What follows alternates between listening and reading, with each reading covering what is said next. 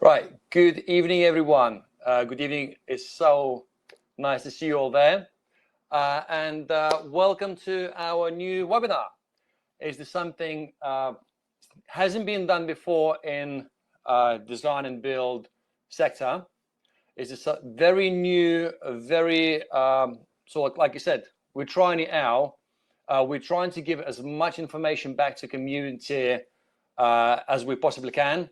And one of the main reasons why we put this together is we're getting more and more questions asked by the people we work with, by our clients, regarding the process. A lot of people not even aware of what the processes look like, where do they start all together, what is the most important things, and how to put the team together, how to find if it's the right price for what they're getting charged. So we put this together as a series of webinars. We're going to be coming live every single month now, and we dedicating each month for certain step of the way. So it could be architecture, so like how to choose the architect, what to pay attention to, how to look for the structural engineer, how to put together a price document, so like what to look for, how to choose the contractor, how to keep the project on track, even how to set your budget and what to pay attention to. We put together a little video just to introduce a little, it's like about the management, about how important the management is of this, and it's only a 90-second video, so enjoy it.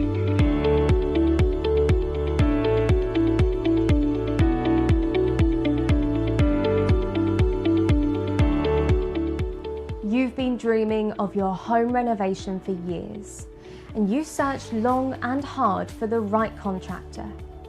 Some even say, just find a few tradesmen and the work takes care of itself. This is not the case. Many factors could change or go wrong in a construction project. Suppliers, unexpected discoveries, more planning or permissions needed. Everyone's heard nightmare stories about building work, haven't they? But with a project manager on hand, you can avoid these horror stories. An experienced and dedicated project manager will make the experience far less stressful. You'll be kept informed at every stage of the renovation project, and you'll be confident that your work is being carried out to the highest expectations. You will enjoy a stress-free project with BlackBerry Build.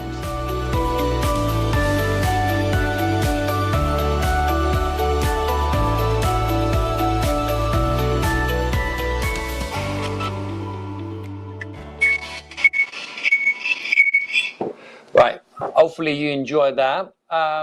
Okay, why I'm here and who I am, and why I'm be able to explain the process and what is my background. My name is Richie, and I'm a director of BlackBerry Build, and I've done this I'm in the construction industry for the last 22 years. I've started right at the bottom as a laborer for the bricklayers, and went all the way up now, so like running the construction company and everything in between. I picked up the bachelor degree, university degree along the way, NVQ level 7 in construction management. I worked on a big construction in commercial projects. I worked on big residential projects. It's literally sort of like the span of the across the industry is pretty wide. And this is why we come in across more and more clients who are not aware of what to look for, what to expect, and how the process works all together. So we put together a few little slides for you to start with. It's probably just a short introduction. It's going to be this session. We're trying to keep it as short as around 30 minutes, so we don't bore you too much. So this session is going to be about the introduction, just overview of the whole process. If you've got any questions, fire it up. We've got a team working behind the scenes, so they will be able to answer hopefully majority of the questions.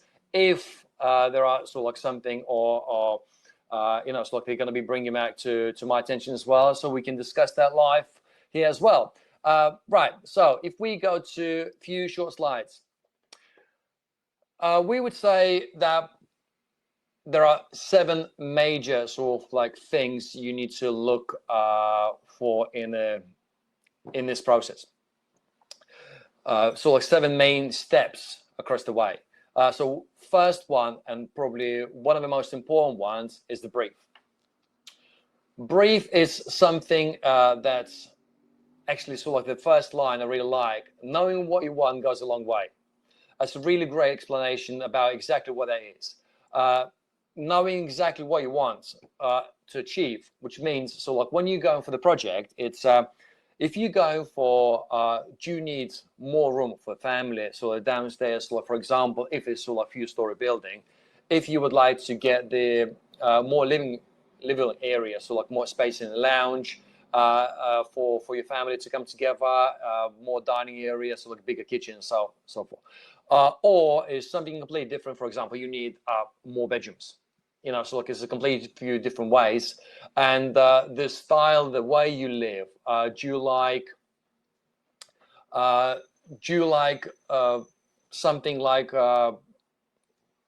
separate rooms, like snugs, sitting rooms, lounges, or would you prefer to have one open plan area? So things like that, they're really, really helpful. So more detail you'll put together for your construction design and build company, or for your architect, more detail you're going to give him instead of, I don't know what you want, put something together for us, we'll have a look. So more detail you give, better that will be. Next very important thing is obviously the budget. We had a lot of rumors, and the rumors are all over the place, what the budget should be, what you should be allowing per square meter, per square foot, is it sort of like 1-story, single story, double story, and so on and so forth. The budget, it's very important, and the budget should not be guessed. Majority of the clients, for some reason, by searching through the internet, advised by maybe not the greatest advice they received by the architect, they underestimate their budget badly. And especially with the prices rising constantly throughout the industry, these budgets don't go too far, and they cause issues like along the way. So one of the main things, it's obviously the budgets are critical, and they should be set correctly.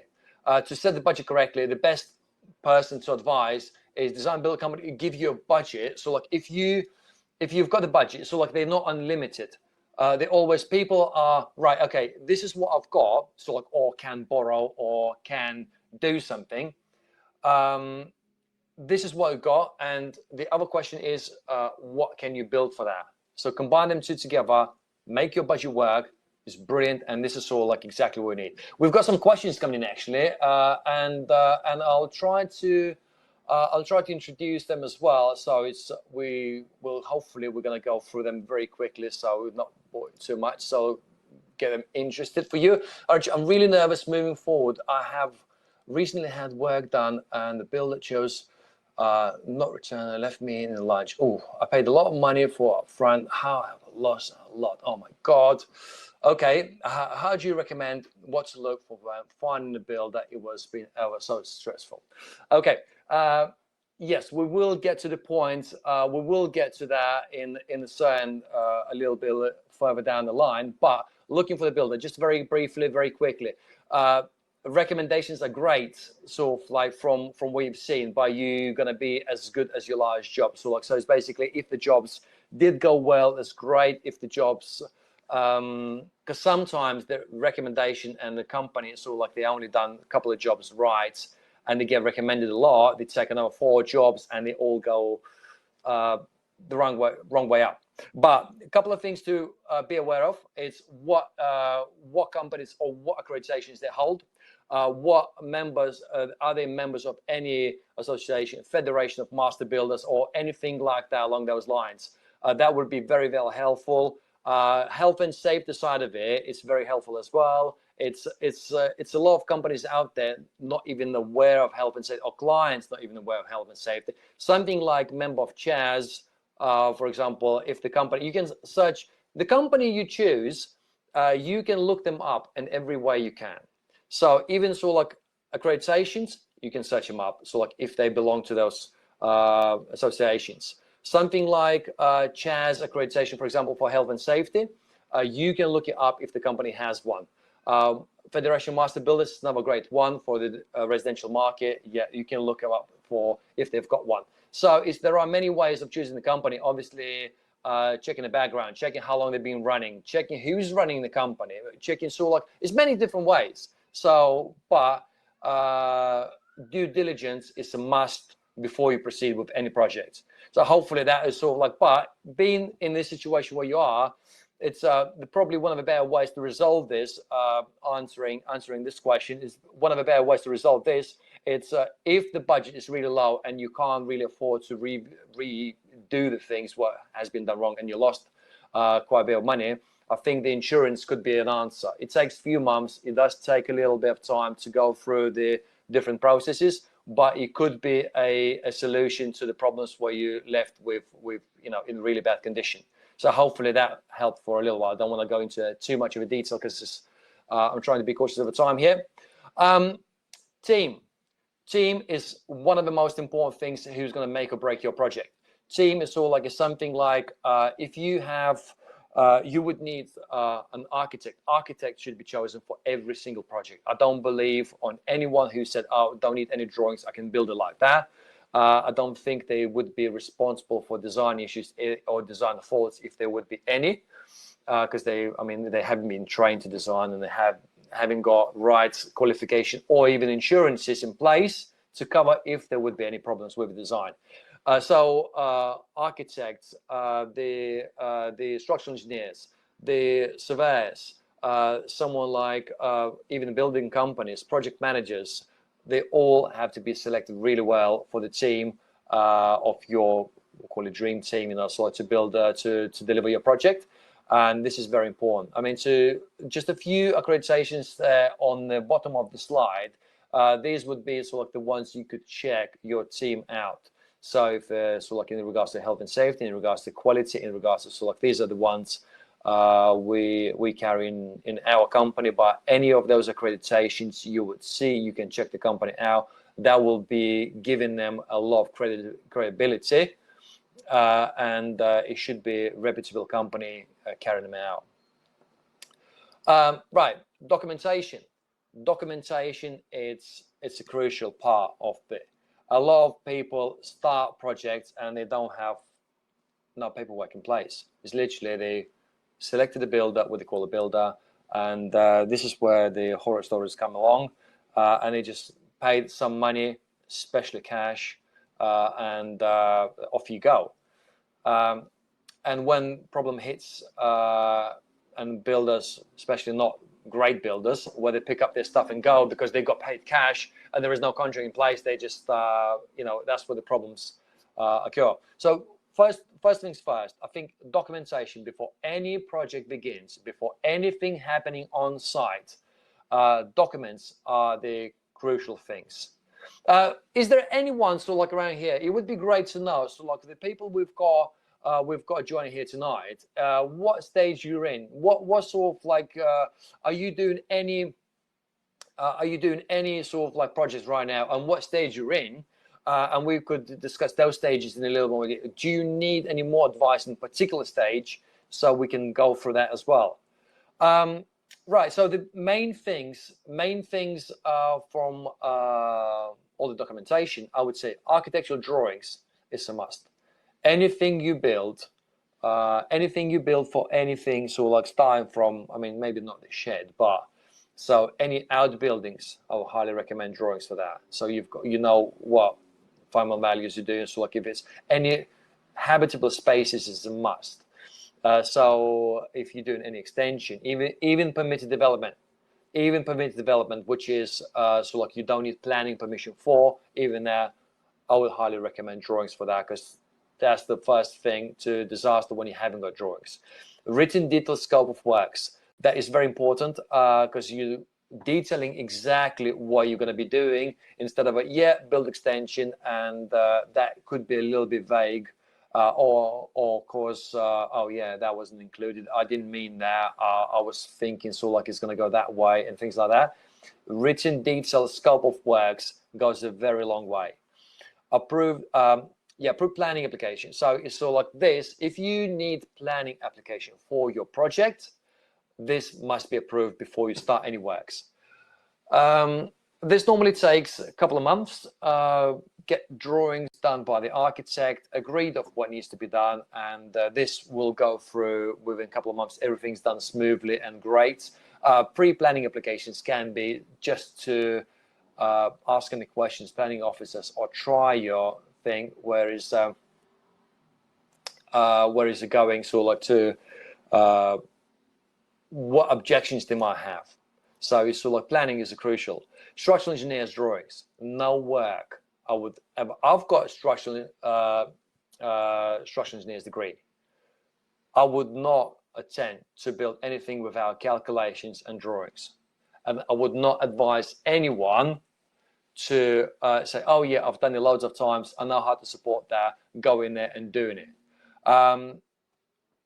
Highly sort of like I'm highly against that. Structural engineers are there for a reason: to make your building safe, to calculate the loads, and to do everything what needs to be done. So look with calculations to make it safe, to make it structure sound. So nothing like, oh, I've done it loads of times. It should not even be considered. Any structural elements. Party wall agreement, in some cases, party wall agreement. If you are close to the boundary, if you are doing the loads onto the party walls and stuff like that, you should be getting agreement with your neighbors, which can be done fairly quick way through the application or through the surveyor, who is a little bit more expensive and lengthier way, but it's something like that to be aware of, not to have any legal issues afterwards with a party wall, with the neighbors and so like, and that is mainly sort of run into legal issues. Drainage build over agreement. A lot of people don't even know what that is. It's basically when you're building near the public sewers. So you've got big, normally most of the time it's across the back gardens, sometimes it's at the front, but most of the time it's across the back gardens, is the main sewer goes along.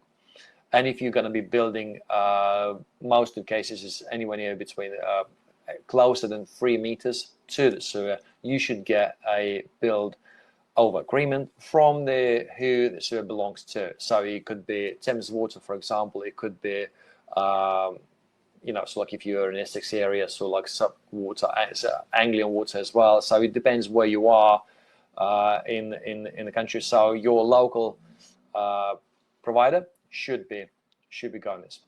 So appointed building control, no project can be signed off and made safe and signed off as a building completion certificate without building control. He checks the certain parts of the project, the critical ones, and he always signs them off if they build correctly. So he must have a building control in place. Contract for the building works, it's a must. I would not undertake I would not recommend to undertake any single project for anyone without contract in place.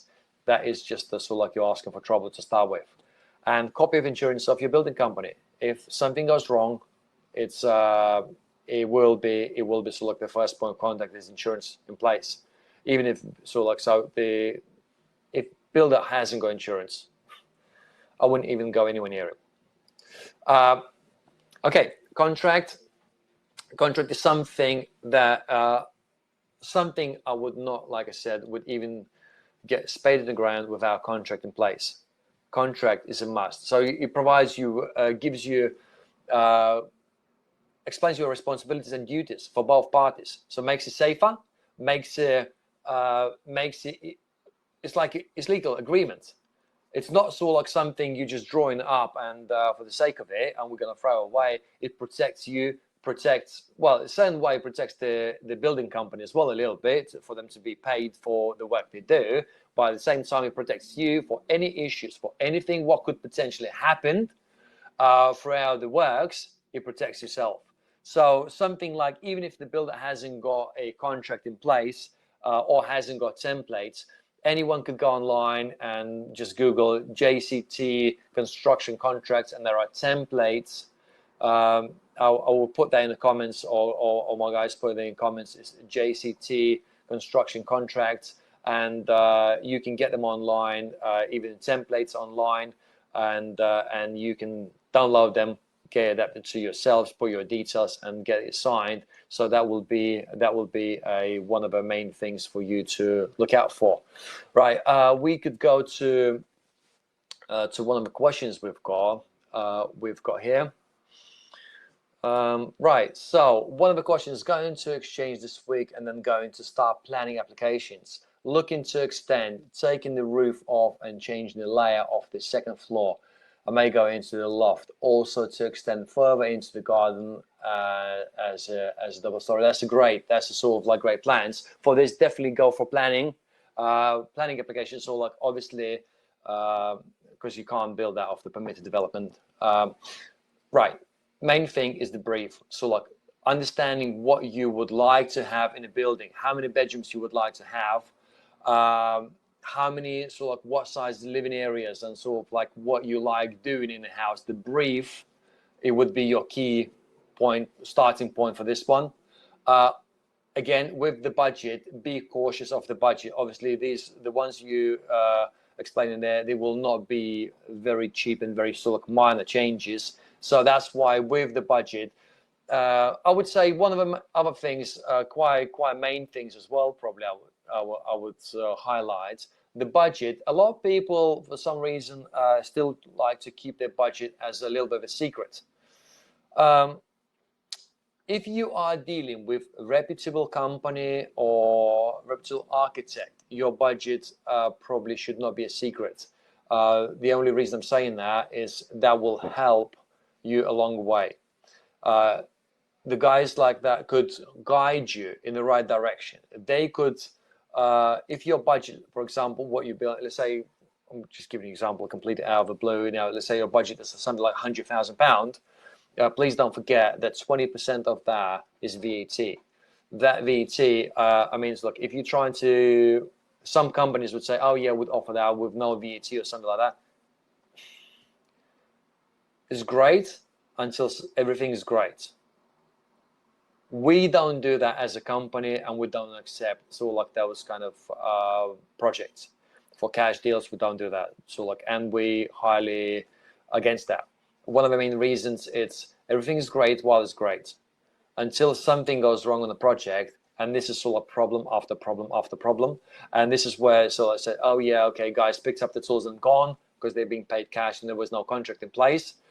And it becomes sort of like insurance claims, or even guys running out completely of money, and there are even sort of situations where they have to put a house up for sale because they cannot physically finish it and running into problems. But on this one particular, with the loft and extension and everything, brief is critical to make sure you've got everything outlined, what you want to achieve within your property, why you want to do this. So I'll get that very clearly. And obviously worked on the budget.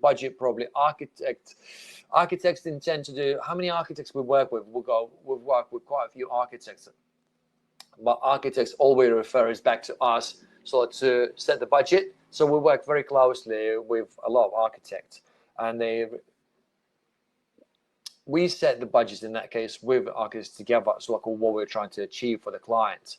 This work, it goes a very, very long way. Because if you go directly to the architect, we had that many times, architect draws something up, say, yeah, you should be able to build that. You go into to get the prices out, and your budgets get blown out of water, and you're back to square one, right? Redraw this, try to bring it down, try to sort of like work it out. So budget is critical, and I would highly recommend doing that. So like with the very confident architect, we're working with the reputable contractor along the side of it as well, or design and build company who can do that straight away for you and work to your budget instead of working the other way around. So great ideas, and then trying to stretch that to meet the budget, which sometimes could be very, very difficult. So be very aware of that. Hopefully that is helpful for you.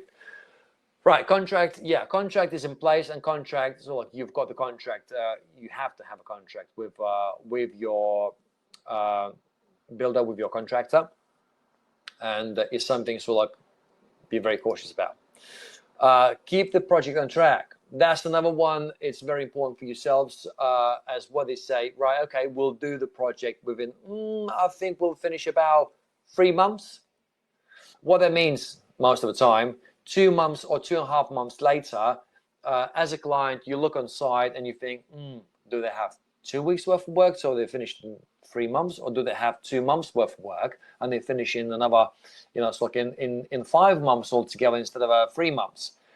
So the track, even if you're not gonna get a very, very detailed program of works, that's where we don't even start works with our one. It's always presented to the client and to our project managers look after them. But even if, for example, you chose the person who is not or company who is not providing that, agree on the dates. So like, or just very basic one. The groundworks will take, for example, a week. The foundations will be laid by this date. The brickwork will take a week, so we will be finished by this date. That will be at least very, very basic one throughout the build, so you know exactly where you are regarding the times, instead of just guessing and hope for the best. So that is on our jobs for the project manager. The program of works is, I call it a Bible. So it's literally you've got everything there, and it's one of the most important documents for them alongside of a contract. It's one of the most important documents for them to keep the job on the track, to keep the budget on the track, and to keep everything working very smoothly. Program of works, it's a must. It's a must. Right, quality check and certification. How to check? How even sort of like a simple situation. How to snag? Is it snagging? Is sort of like a something. It goes a long way. Because snagging, a lot of people don't even not aware how to do snagging, and so like and the builder contractor comes and says, oh yeah, have a look. If you like everything, we would like to receive a last payment, and off we go and see you later. It's very difficult to do that. I completely understand when you're moving in and you ask that to do that within an hour while you stepped in a house and you're trying to find all the defects straight away. It's very very sort of like difficult process. So I would say snagging should be a little bit lengthier process. We always say snagging should take in the first 3 months of you moving into your new property or new, so like a newly renovated property. So you look when you snag the place. Okay, so to start with, I would say you go from one side systematically all the way around each room, and you know what you're looking at each. Instead of going, so yeah, it looks good, and you just walk out. Yeah, I think it looks good. I think you should go a little bit more systematically across the room. You put the plan together. How you review. You review, so right, okay, walls. We always start coming into the room, start from the left-hand side, and you walk all the way through. If you see any discrepancies anywhere along the way, you note them out, and you hand them back to the contractor to finish it off and to rectify those issues. Even the simple things, like for example, my favorite one is when snagging the bathroom, literally sit on the toilet and look around for a couple of minutes, how many issues you will find there. So like you can see, in some cases you can see behind the door architrave. In some other cases, right, you can see all the gaps around the top of the, on top of the skirting or skirting boards or tiled skirting or tiled. So like you see from a few different angles if you just run into the room, looked around and went out. Check when you're snagging, check the water, check sort of like the shower. How is it running? How is the solar pressure and everything else? Imagine you're going to go into the shower, so like to use it. So all those things, I would highly recommend that to check straight away. Even the drawers and stuff like that, and kitchen drawers, cabinets, and so on and so forth. So snagging is a lengthier process than we might think.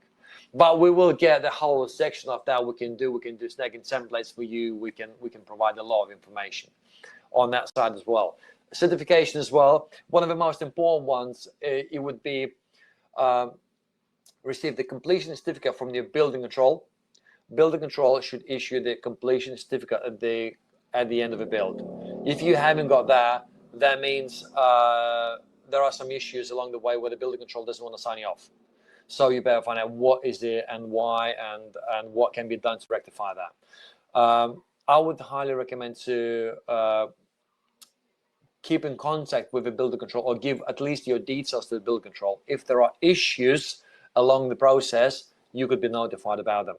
So you would be aware of the issues in there, and you could be not addressing them, but asking the contractor to address them sooner rather than later. Because some issues is very difficult to address, so look at the late dates, and they cost a lot of money to rectify. And what a lot of contractors try to do is try to cover them up and just leave them there, so like, oh yeah, hopefully they will not see that and we'll get away with it. So those problems are going a long way. So again, project manager would help you to identify those issues, even the structural issues, even the ones the building control doesn't spot, because there are a million ways. So people work with a building control for a long time. There are a million ways how to make it what they call it, building control approval. So it's so that it actually gets signed off by building control, even if it's not up to scratch. So be aware of those situations, and hopefully that is helpful. Yeah.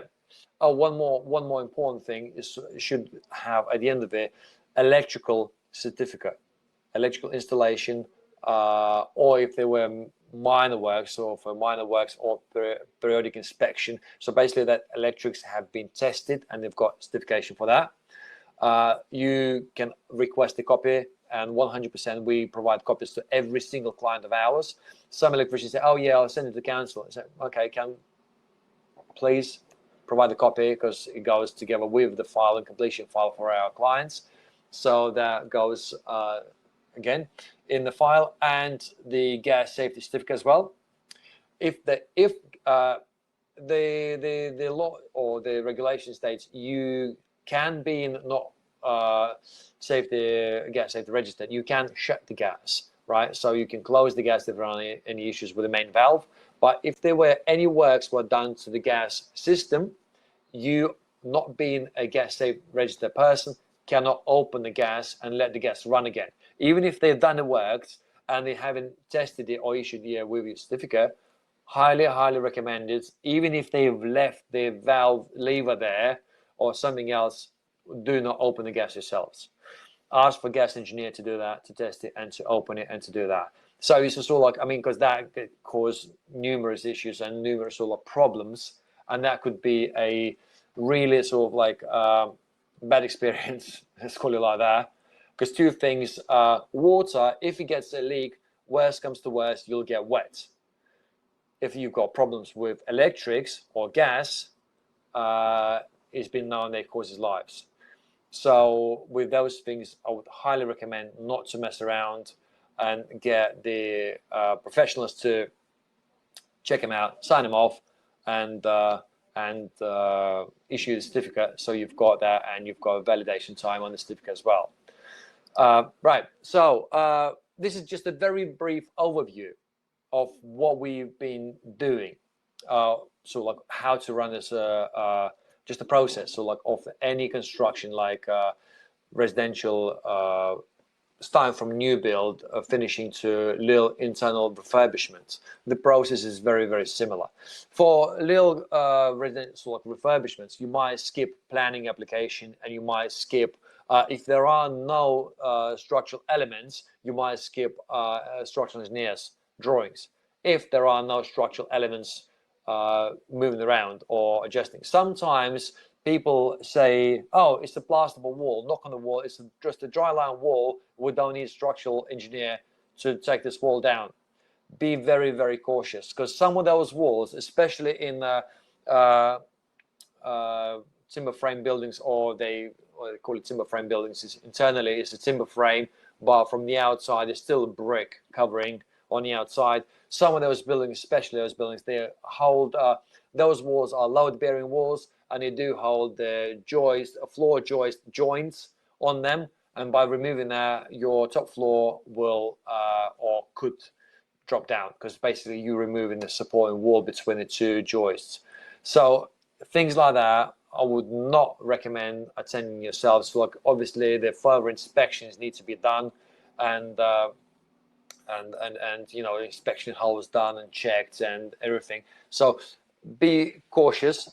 We can do, if you've got any other questions, you've got any specific questions, you want a little bit more information about your particular project, please note our contact details. Ring the office, and the guys will give you a specific one-to-one consultation on your project. I even can come to me as well. It will be transferred to me. Yeah, I'll happily do that for you as well. It's one-to-one consultation on the particular project, what you face, what you would need to do, and what is the best way to go about it.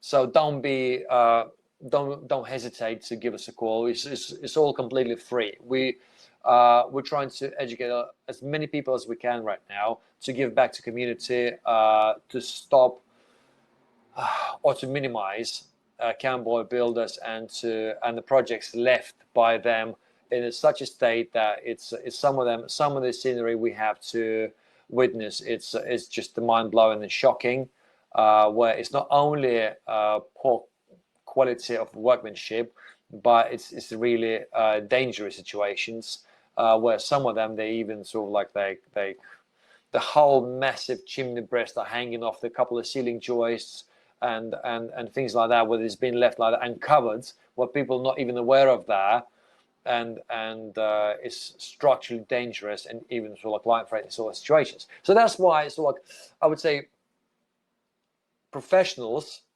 in your team it's one of the most important part of the process.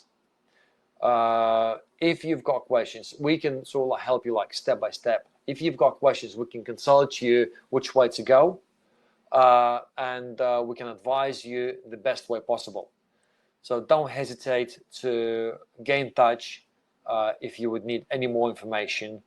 Our details, our emails, or you can email the questions across if you'll come up with a question at a later date, or if you think so like, or you're thinking so like about any project and you need specific information or specific consultation, don't hesitate to do that. It's all so like completely free. We're not charging any of that, and we're gonna be in this every single month. This one, it was just only very brief overview of the whole process. Next month we're gonna dig into the particular parts, so like step by step into the one certain area. It's gonna be next week. We're gonna do on budgeting, how to put budget together, how to allocate your budget, what most important things for the budgeting, what are most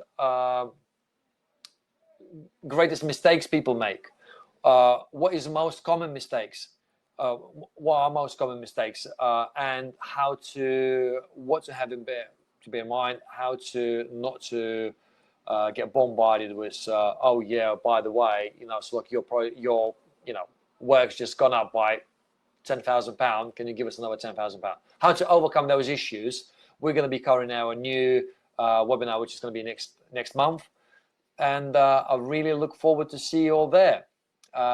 And if you, like I said, if you've got any other questions, please don't hesitate to email us, to send us. And it was absolute pleasure having you all here today. Hopefully it wasn't too boring. It was interesting for you. And yeah, I really, really look forward. Thank you very much for being here. Good night.